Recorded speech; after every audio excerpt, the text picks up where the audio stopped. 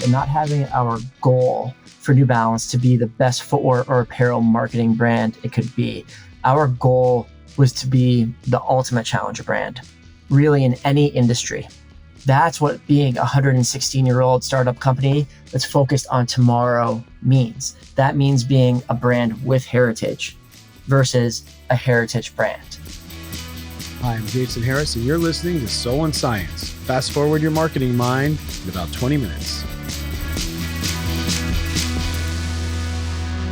Thanks for joining me on the pod today. I'm joined by Chris Davis, CMO of New Balance. Chris Davis is the Chief Marketing Officer and Senior Vice President of Global Merchandising.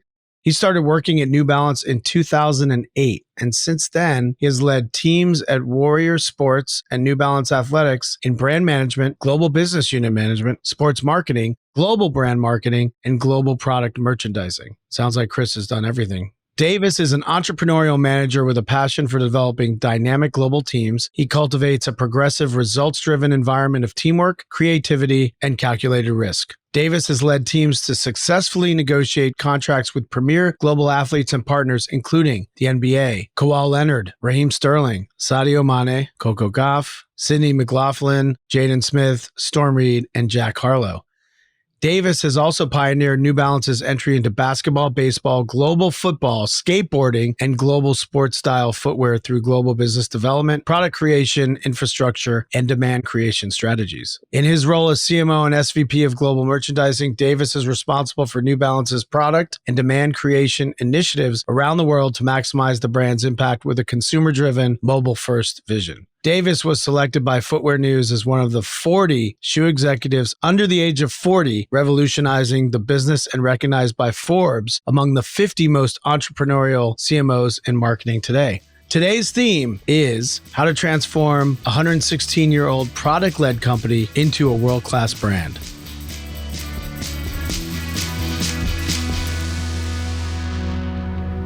We're going to dive right in. Chris, thanks for joining us. Before we get into New Balance, we're going to get into Chris Davis and the origin story. How you got into marketing. Did you sort of know you wanted to get into it? Did you try other things and then find your way into marketing? I want to know your origin story into where you are now as the CMO. How did that happen? I've always had an innate inquisitiveness for branding and marketing. I've always loved brands. I've always loved communications. And most importantly, I've always loved sports, retail, and fashion. And I think when you combine all of those things and the opportunity to tell amazing stories in fields that you're passionate about, amazing things can happen. So I knew first and foremost that the opportunity to work in sports, retail, style, fashion was of the utmost interest for me and something that I was naturally gravitated towards. But for me, I was able to have a wide variety of roles within the organization with both Warrior Sports and with New Balance that ultimately enabled me to understand that marketing was my ultimate path and was my ultimate strength. And I wouldn't necessarily look at it as marketing or branding. I would look at it as storytelling. And how do you evoke emotion and communicate empathy and values and great stories to consumers across the world about a field that you're passionate about, product that you love, and sports and fashion. It's our job to figure out what our job should be. And a lot of times that takes a lot of twists and turns and a lot of ups and downs, but you really have to be passionate and driven to make it worthwhile and to do your best to feel like you're not phoning it in, but you're really living it. So I love that. And did you grow up around sports? I've always been into sports. I've always been to watching sports, playing sports. I don't play team sports anymore, but I do cycle and run and practice health and wellness pretty religiously or dedicatedly on a daily and weekly basis.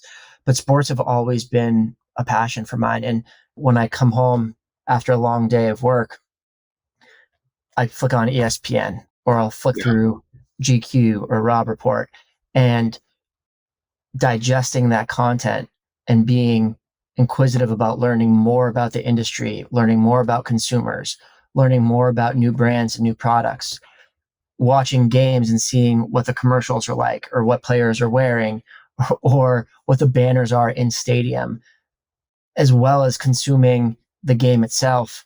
These are things that I just have an innate curiosity for. I think sports and culture have really, merged together. Sports, there's sports culture, there's culture around sports. It's all kind of blended together. I and we firmly believe that the worlds of sport, culture, and fashion have never been more intertwined. And ironically, for New Balance as a brand, our goal is to be the best at that collision of sport and culture integration. We try to live at that intersection through our content, through our product, through our sports marketing. Living at the intersection of sport and culture is our primary prerogative as a brand. Do you look at that intersection, or do you look at it as three different lanes that you want to be part of? We look at it purely as an intersection. We start from the nucleus, and the nucleus is the intersection of sport and culture. And from there, we can look at it categorically or in a separate manner.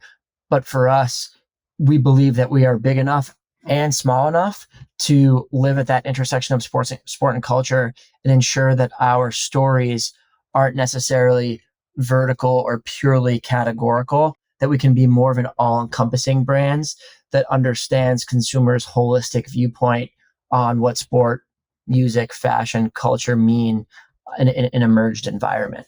So I've heard you call New Balance a 116-year-old startup. Tell me what you mean by that, and how can a brand that's been around for so long still have that startup mentality? We started off with the idea of not wanting our brand and not having our goal for New Balance to be the best footwear or apparel marketing brand it could be. Our goal was to be the ultimate challenger brand, really in any industry. And we felt as though by putting our stake in the ground and saying, if New Balance could be the ultimate challenger brand in any industry, we would certainly step aside from the sea of sameness that our own industry had become. At the end of the day, we wanted to be truly unique and differentiated. And then more importantly, I would say, is that we knew we wanted to be a brand with heritage versus a heritage brand. And that distinction is very important, because that's what being a 116-year-old startup company that's focused on tomorrow means. That means being a brand with heritage versus a heritage brand. And if you look at that ethos or that thesis, our global marketing department really lives by two simple truths.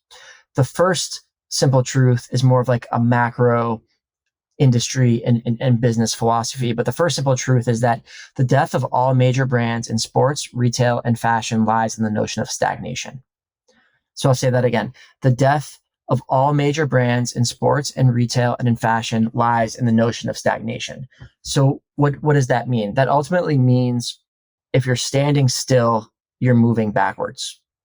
If you don't have the courage to disrupt yourselves or your industry, you will ultimately become disrupted. So you have to create an environment and a culture of progression, disruption, and discomfort, because you have to remember that growth and comfort are two concepts that can never, ever coexist. If you're comfortable, you're not growing. But if you're constantly putting yourselves in an uncomfortable situation, that leads to growth, both as a brand and as an individual.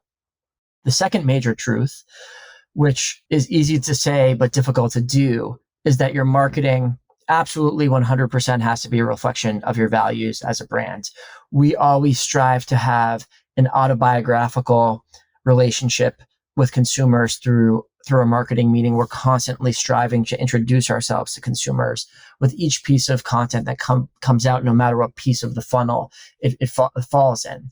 So with our autobiographical approach, it's about communicating our values, our mood, our personality, and always striving to enable consumers to understand who we are on a more prominent level.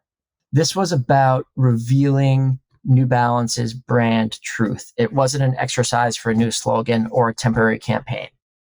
It was about identifying that core trait and core feature that enabled New Balance to get through the first 116 years of our existence and was going to be that North Star that propelled us to new heights for the next 116 years. I love those two simple truths because it's very easy for the whole company to sort of remember those and live those. I'm a broken record with my team, meaning they will hear me say the same phrases almost every day or every week. But I do think transparency and like universal, simple communication that could be understood in the 132 countries that we operate, that could be understood from vice presidents to interns who started yesterday, is absolutely essential. I think a lot of brands forget the when you're marketing, you got to market in the organization first before you can even start to think about marketing to the audience. And I think you have to have that internal marketing down because everyone has to be on the same page. The other thing you mentioned, which is a personal mantra I always live by, is there is no growth in comfort. You should always be doing things to make you uncomfortable. And I love that idea. Can you tell me a little bit about how you went from a company that was really conversion led to story led? We were in a position where we wanted to reinvent ourselves. I think it's really important to understand that marketing is both qualitative and quantitative. And in order to ignite and realize a vision of calculated risk excellence, there's two components. There's the cultural component and there's the infrastructural and operational component. First, you have to get everybody on the same page and understand that the New Balance marketing team, the New Balance brand, our vision as a whole is to be a leader in calculated risk excellence. However, you can only say that so many times. You have to provide individuals, the organization, the brand with the opportunity to experiment, take risks, and ultimately fail. You also have to ensure that individuals are held accountable to take risks, experiment, and fail. If you're not failing, you're simply just not being aggressive or trying hard enough. So for us, transitioning from a lower funnel based marketing organization that was intent on conversion and retention to driving upper funnel really came with two formulas. The first formula, which was the primary driver behind our content creation, is easy to say but difficult to execute. It's a formula that essentially drives all of the content that we create in the marketplace, from stills to out of home to global 30-second campaigns on television around the world. And the formula is simple. It's having the right brand or product story plus the right cultural cosigner at the right moment in time. So the right brand or product story, that could be a new product release. It could be a global brand campaign. It could be an Earth Day campaign.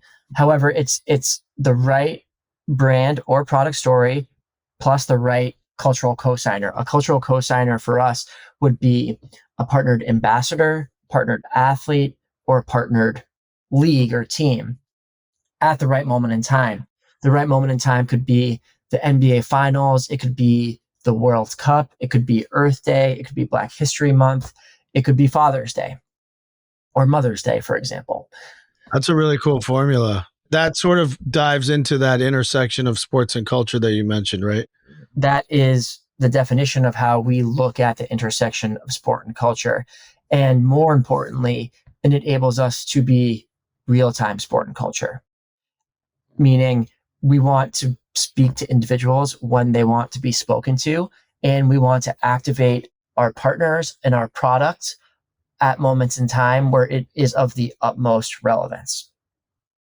An example of that would be launching Kawhi Leonard signature shoe with a collaboration with Joe Fresh Goods and Kawhi during the NBA All-Star game. Yeah, that makes total sense. So it's really combining the most important sporting or cultural moments throughout the year with our face of brand ambassadors with the right brand or product story. The second formula that really enables us to operationally succeed from a risk-taking standpoint and innovation standpoint, and it ultimately merges the qualitative and quantitative to ensure that risk-taking is uniformly replicable throughout our system, is our 50-30-20 model. So 50% of our demand creation budget is allocated towards proven tactics. This could be out of home, this could be paid social, it could be Google AdWords, or it could be a broadcast television spot that we know is going to be successful. 30% of our budget is allocated towards calculated risk. This could be something that's working in another industry that our industry hasn't necessarily adopted yet or isn't rampant throughout our industry. So this could have been NFTs or digital assets 6 to 12 months ago, or it could have been esports and gaming 2 years ago. 20% of our budget is allocated purely towards experimental tactics with a high probability of failure. If something works once in the 20%, it then moves into the 30%. Oh, that's cool. If it works 2 or 3 more times in the 30%, it then moves into the 50%. As a result, we have this self-fulfilling prophecy of marketing innovation. And more importantly, it provides teams with the license to fail. Obviously, there are unacceptable risks. And an unacceptable risk would be something that compromised our values as a brand. But overall, I firmly believe that the 50-30-20 model has enabled us to accelerate our innovation from an operational and quantitative standpoint as a brand, while providing individuals and associates on our team with a license to fail. Plus, it just makes things fun and challenging. And I always tell the team, if it was easy, if breakthrough concepts were easy, everybody would do them. Everybody would do them if they were easy, but they're not. And you have to fail several times in order to really, truly realize and attain a breakthrough concept that's going to be viral across the globe. Do you think that if you were publicly traded versus privately held, do you think that allows you to do the 50-30-20 rule? Or do you think publicly traded companies could do that also? I think because of the way we are structured and operate, we do have the license to do that. When we launch a new sport, it's oftentimes a 10-year business plan where we're not profitable until year 6, or a 12-year business plan where we're not profitable until year 7. So being an independent brand enables us to set the appropriate foundation, ensure that our product, our marketing, our merchandising is rooted in our brand values, and it takes the pressure off of chasing revenue and enabling us to build something right. So from a marketing standpoint, 6 or 7 years ago, we knew we wanted to transform our department. We wanted to be brand-led versus product-led. We wanted to drive more dollars up the funnel to bring new consumers in versus re-exhausting our existing consumer base over and over again to drive revenue. That was a long-term approach. We're talking 7 years later. The goal was to ensure that we took what we believe was our rightful position as the top 3 global athletic brand, both from a revenue and from a brand standpoint. Brand accretive revenue, not revenue for revenue's sake, not branding for branding's sake, but brand accretive revenue that took lots of risk taking. It took lots of, trend predicting, but it also took lots of KPI benchmarking, data point analysis, and rinse and repeat. But we didn't just start off with a significant budget where we were able to take tons of risk. We had to build in the model, and then we had to prove that the best indication of future behavior was past behavior. So once we had initial data points, once we had initial actions, once we had initial behaviors, we were able to accelerate our brand positioning and brand accretive revenue with every successful action that we took. And it ultimately became contagious. And it became contagious across all fronts. If you're into sneakers and you're into fashion, like we have a world-class roster of collaborators. If you're into music, we have some of the most famous musicians in the industry that have been longtime fans of the New Balance brand. If you're into sports, our whole idea and our whole vision behind our sports marketing strategy is to be the most boutique sports marketing brand in the world and to live by a fewer, bigger, better philosophy. With everything that we do, whether it's a long-term business plan, whether it's with our content, whether it's with our partnerships, our goal is to never be the biggest. Our goal is to always be the best, to be the best version of ourselves. And that's being the ultimate challenger brand. It's being the most boutique sports marketing brand in the world. But we try to be the best and not the biggest, and that drives our behavior. And do you have 1, 2, or 3 things that in the past 36 months or so that stand out as like these 2 or 3 things really catapulted the company? I believe that all of our partnerships that we have created and collaborated on over the course of the last, let's just say 5 years, have had a tremendous impact on our brand, whether it be hyper endemically in some spaces or from a mainstream global standpoint. So going back to a fewer, bigger, better approach and trying to be the best, not the biggest, we are hyper selective, but also hyper aggressive in how we choose our partners. And it comes back to that idea of being the best at the integration of sport and culture. So we partner with some of the biggest and influential teams and leagues across the globe, as well as musicians and brands. Some of them that stand out to me, we weren't in basketball, and we launched basketball with 3 partnerships. One was the $1 million intern, Darius Baisley, who skipped college, became an intern for New Balance, and then got drafted by the Oklahoma City Thunder. That disruptive 20% idea, experimental act, was on the front page of the New York Times, and that's how we launched into basketball. And then we partnered with Kawhi in the NBA.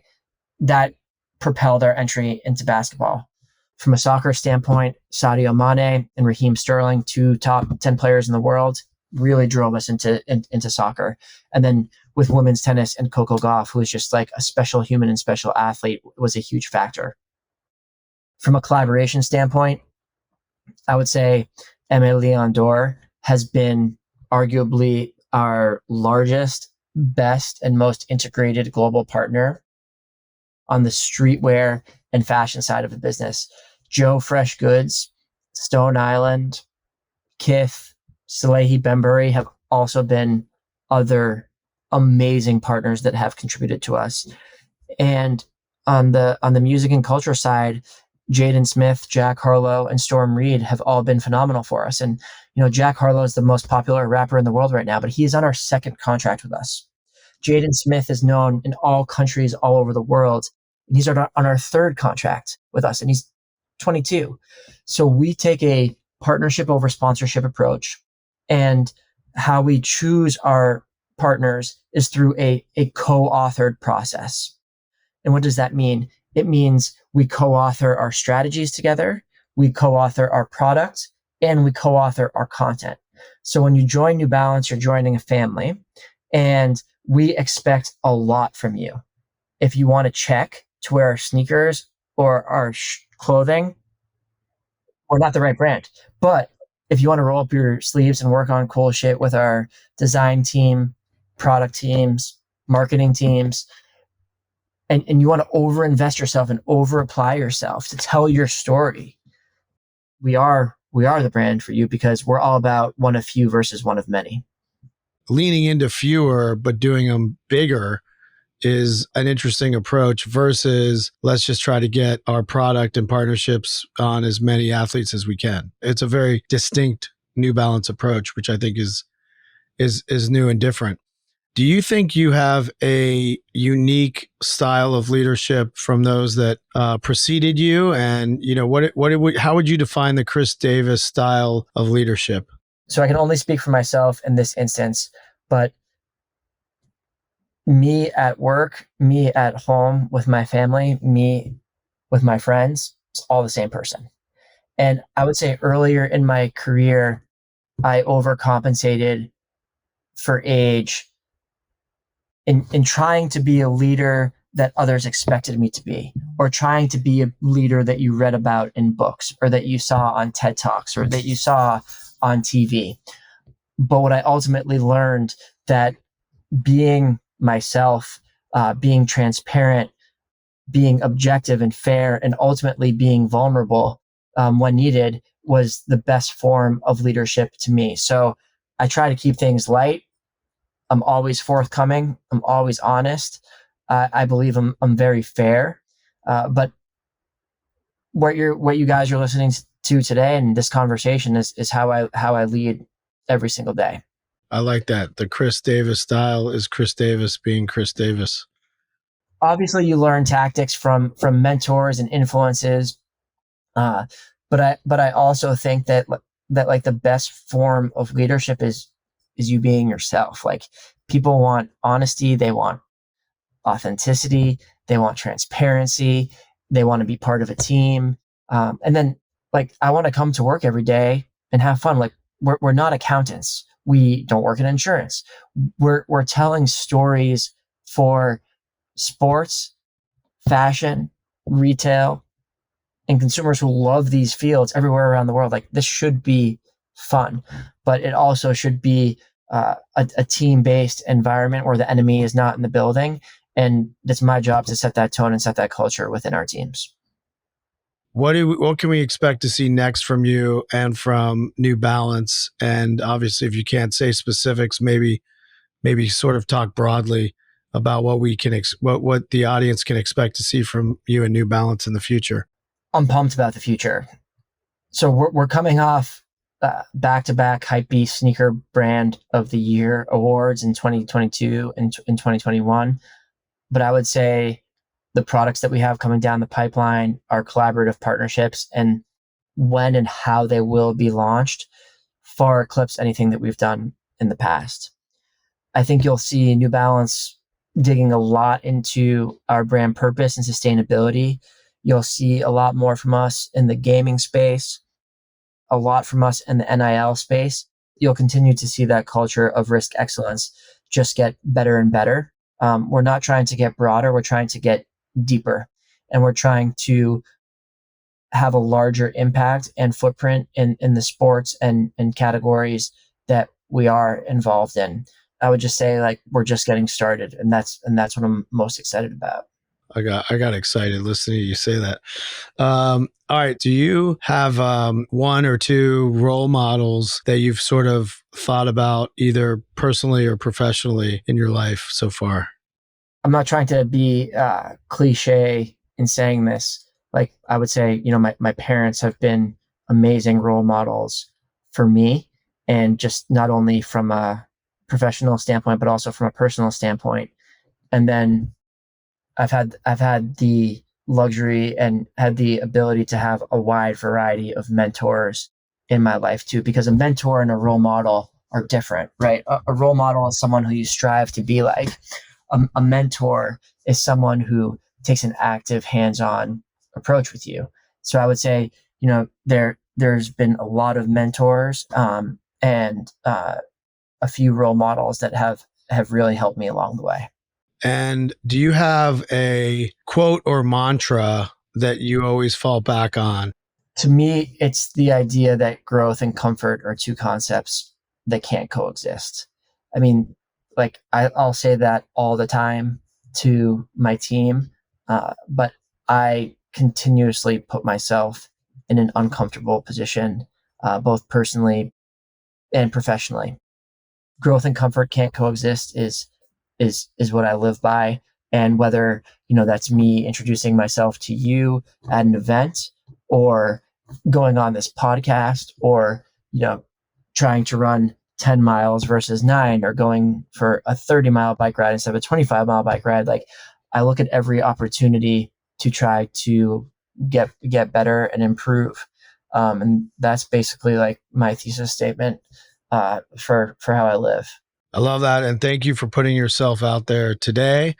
Thanks for being on the podcast. And we definitely learned a lot in our conversation. So thanks so much. Thank you. And I will say that, like, I have the best team in the world. So it's 200% a team effort. I'm just kind of like the senator that represents them, right? So it's the New Balance team that gets that, and I'm very fortunate to have such a great team. So thank you. Soul and Science is a Mekanism podcast produced by Maggie Bowles, Ryan Tillotson, Tyler Nielsen, Emma Swanson, and Lily Jablonski. The show is edited by Daniel Ferreira with theme music by Kyle Merritt. And I'm your host, Jason Harris.